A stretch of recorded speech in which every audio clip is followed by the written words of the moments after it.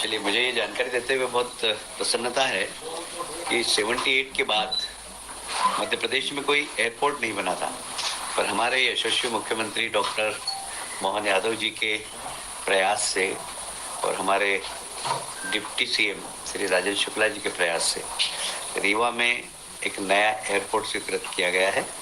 मैं समझता हूं कि ये मध्य प्रदेश के लिए बहुत बड़ी उपलब्धि है और ये हमारे प्रदेश में पर्यटन को बहुत बढ़ावा देगा। आप सभी जानते हैं कि 17 सितंबर को हमारे देश के यशस्वी प्रधानमंत्री नरेंद्र मोदी जी का जन्मदिन है। हर वर्ष हम स्वच्छता ही सेवा ऐसा करके स्वच्छता मिशन में काम करते हैं और समाज को भी लगाते हैं। इस वर्ष हमने स्लोगन दिया है, स्वभाव स्वच्छता, संस्कार स्वच्छता। स्वभाव भी हमारा स्वच्छता का हो और हमने संस्कार भी स्वच्छता के हों। उसमें हमने कोशिश की है कि हम समाज के हर वर्ग को जोड़ें। उसके अंतर्गत युवाओं के लिए मैराथन होगी, मानव श्रृंखला होगी, महिलाओं की रंगोली प्रतियोगिता होगी, बच्चों की चित्रकला प्रतियोगिता होगी और साथ में सफाई मित्र जो हमारे हैं उनके परिवार की भी चिंता, उनके कॉलोनी की चिंता, उनके बच्चों के स्वास्थ्य की चिंता, उनके बच्चों की शिक्षा की चिंता, उनका स्वास्थ्य परीक्षण, ये सब भी हम कराएंगे।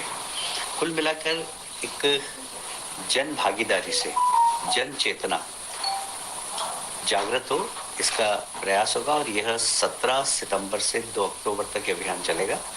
और एक इसमें जो विशेष बात है, इस पर हमने फोकस किया है कि अनेक स्थानों पर ग्रामीण क्षेत्रों में भी और शहरी क्षेत्रों में भी कुछ ऐसे स्थान होते हैं जो हमेशा ही गंदे होते हैं। हमने उसको नाम दिया है ब्लैक स्पॉट। इस ब्लैक स्पॉट को अपने अपने गाँव में, अपने अपने शहरों में, अपने अपने वार्डों में यदि कोई है तो उसको स्वच्छ रखना, उसको अच्छा बनाना, एक चुनौती के रूप में उसको लेना। ब्लैक स्पॉट को समाप्त करके वहाँ अगर हम कोई पार्क बना सके, वहाँ हम कोई सीनियर सिटीजन्स के लिए बैठने की व्यवस्था कर सकें, तो ये हम आग्रह करेंगे पूरे प्रदेश के लोकल बॉडीज़ को भी और जनप्रतिनिधियों को भी। और सभी जनप्रतिनिधियों से कहा गया है, सभी प्रभारी मंत्रियों से भी एक निर्देश दिए गए हैं माननीय मुख्यमंत्री जी के द्वारा कि 17 सितंबर को सब अपने अपने प्रभार के जिलों में इस स्वच्छता अभियान की शुरुआत करें। एक और आज बड़ा डायनेमिक डिसीजन माननीय मुख्यमंत्री ने लिया है कि जितने भी निगम मंडल हैं वहाँ पर अभी तक प्रमुख सचिव अध्यक्ष थे, अब सारे निगम मंडलों में मंत्री ही अध्यक्ष होंगे। तो जितने भी जैसे मैं यदि मेरे यहाँ कहूँ तो हाउसिंग बोर्ड के हमारे अभी तक प्रमुख सचिव अध्यक्ष थे, आज से माननीय मुख्यमंत्री जी के निर्देश पर मैं अध्यक्ष रहूँगा उसका।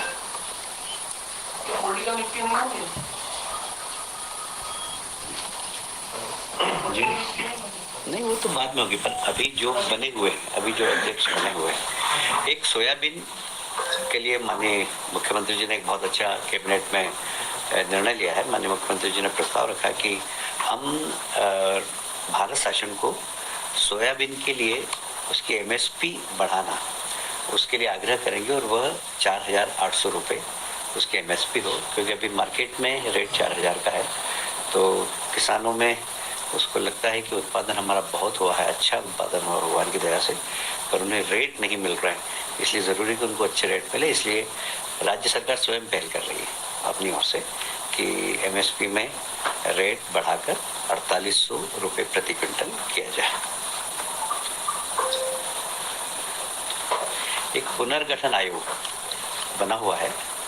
माननीय मुख्यमंत्री जी ने आज निर्देश दिए सभी प्रभारी मंत्रियों को कि अपने अपने प्रभार के जिलों में भौगोलिक स्थिति को देखकर, उसकी जनसंख्या को देखकर किस प्रकार उसका सीमांकन कर सके, पुनर्निर्धारण कर सके हम, इसके लिए सभी प्रभारी मंत्री अपने अपने क्षेत्रों में इस पुनर्गठित आयोग के माध्यम से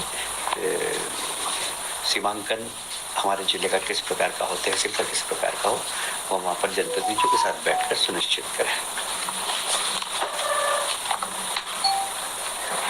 हम सभी जानते हैं कि उज्जैन में माँ शिप्रा नदी है और शिप्रा नदी का जो सोर्स था पानी का वो अब नहीं रहा, पर उसमें निरंतर प्रवाह रहे, ये वहाँ के संत समाज की बहुत दिनों से मांग थी।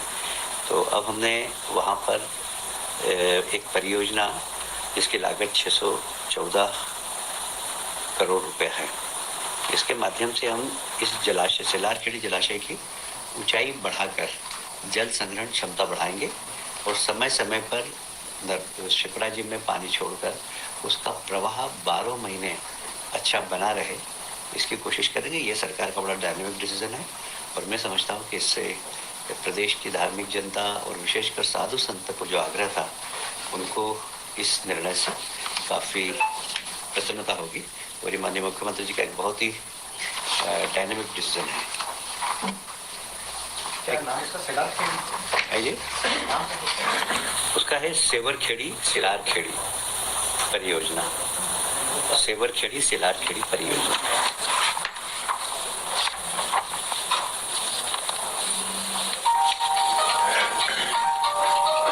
एक डोकरी खेड़ा जलाशय में एक जो कमांड इलाका था, वहाँ के किसानों की एक बहुत पुरानी मांग थी कि लगभग वहाँ पर अभी तक पानी नहीं पहुँचता है, इतनी जल्दी, इतने पास में जलाशय, उसके बाद भी वहाँ के किसान प्यासे थे। तो इस योजना के माध्यम से लगभग 2940 हेक्टर रबी सिंचाई की सुविधा उपलब्ध कराई जा सकेगी।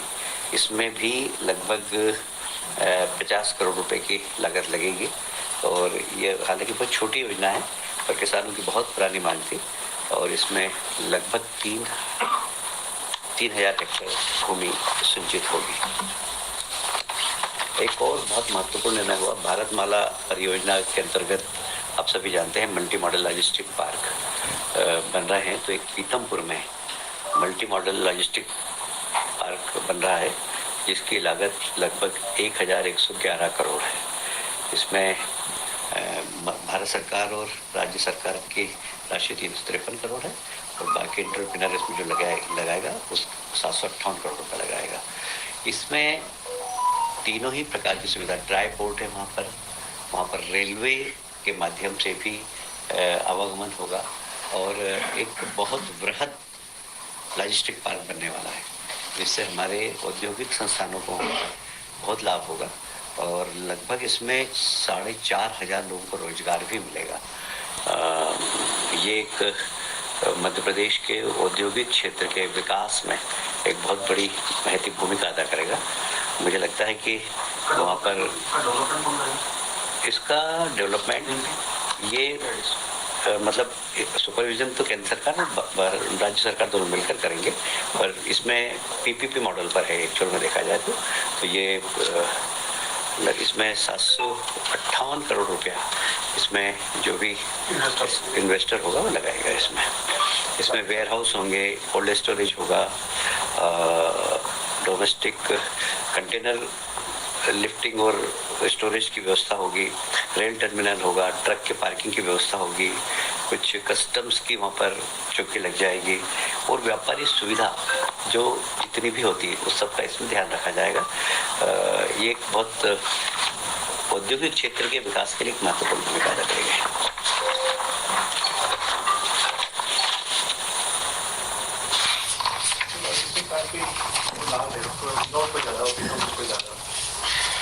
औद्योगिक विकास के लिए है वहाँ पर ज़्यादा राजनीति आयोग ने की स्टडी कि Madhya Pradesh is not having the logistic policy of itself. काहे को किसके लिए की नीति नहीं है मध्य प्रदेश के पास? नहीं है किसके लिए? किनकी रिपोर्ट है? हमारी सरकार आने के बाद आप समझ लीजिए कि इतना वेयर हाउस बने हैं, इतने कोल्ड स्टोरेज बने हैं, इतनी शासन की सुविधा से किसानों ने इसमें इतना लाभ उठाया है कि बस आप पहले तो कहीं कोल्ड स्टोरेज और वेयर हाउस देखते ही नहीं थे।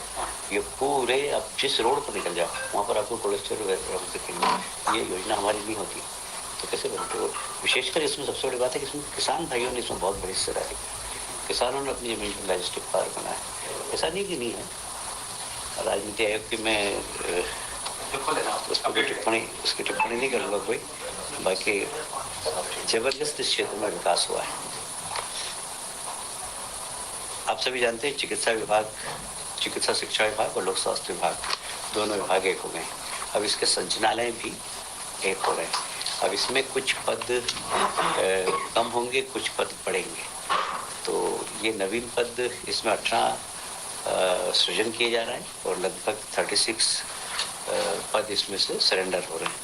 ऐसे कुल 636 पद होंगे, जिससे कि हमारी कार्य क्षमता बने, एक संचालय से दोनों विभाग का संचालन हो सके कुशलता के साथ। इसलिए प्रशासन यहाँ पर नवीन पद की सृजन किया गया है।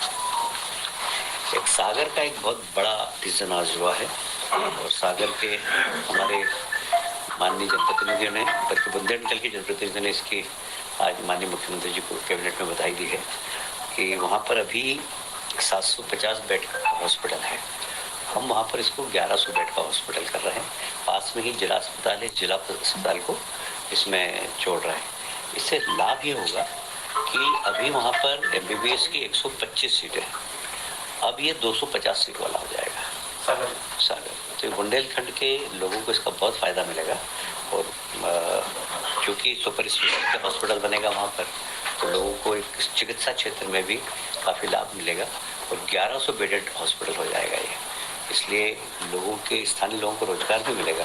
जब भी किसी क्षेत्र की जैसे चिकित्सा क्षेत्र की सुविधा बढ़ी तो आसपास रोजगार सृजन होता है अप्रत्यक्ष, क्योंकि 125 से 250 विद्यार्थी जाएंगे तो वो हॉस्टल में रहेंगे, वहाँ के भोजनालय चलेंगे, वहाँ तो एकदम अप्रत्यक्ष रोजगार बहुत मिलता है। तो ऐसा मेरा मानना है कि इस योजना के कारण लगभग 2000 से ज़्यादा लोगों को रोजगार भी मिलेगा।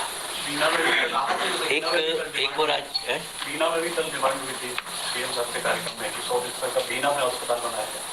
वो तो आज इस बारे में चर्चा नहीं, इसलिए कोई टिप्पणी नहीं करूँगा। आप सभी जानते हैं कि सबसे अच्छी क्वालिटी का क्या बोलते हैं इसको, तेंदुपत्ता यदि कहीं पर होता है तो हमारे मध्य प्रदेश में होता है। और एक समय था कि सबसे ज़्यादा बीड़ी उद्योग भी हमारे यहाँ थे, बड़े बीड़ी उद्योग हमारे। किसी कारण से बीड़ी उद्योग अब समाप्त हो गए। माननीय मुख्यमंत्री जी ने अभी सागर में इन्वेस्टर समिट होने वाली है, उसके पहले कैसे वहाँ पर बीड़ी उद्योग फिर से बने और हमारे तेंदुपत्ते का उपयोग हमारे यहाँ ही हो, तो सेल्फ हेल्प ग्रुप के माध्यम से छोटे छोटे कुटीर उद्योग बन सकते हैं क्या, हम बीड़ी उद्योग को फिर से जिंदा कर सकते हैं क्या, इसके ऊपर अभी लगातार काम चल रहा है और हम कोशिश करेंगे कि मध्य प्रदेश में बीड़ी उद्योग फिर से बढ़े, क्योंकि इसका अधिकांश, मैं बंगाल का प्रभारी था, तो जितना पत्ता होता है मैक्सिमम बंगाल जाता है। तो बंगाल के आप बीड़ी के कारखाने देखो और वहाँ सब बांग्लादेश के घुसपैठिए काम करते हैं बहुत सस्ते मजदूरी से। इसलिए सबसे ज़्यादा बीड़ी का उत्पादन अगर देश में कहीं होता है तो बंगाल में होता है और ऐसे कॉलोनी बनी हुई है बिल्कुल बीड़ी उद्योग के, वहाँ पर पत्ता हमारे यहाँ से जाता है। तो हम भी यहाँ पर हमारे लोगों को रोजगार मिल सके, बीड़ी उद्योग फिर से पनप सके, इसके लिए हम लोग अभी कार्य योजना बनाएंगे।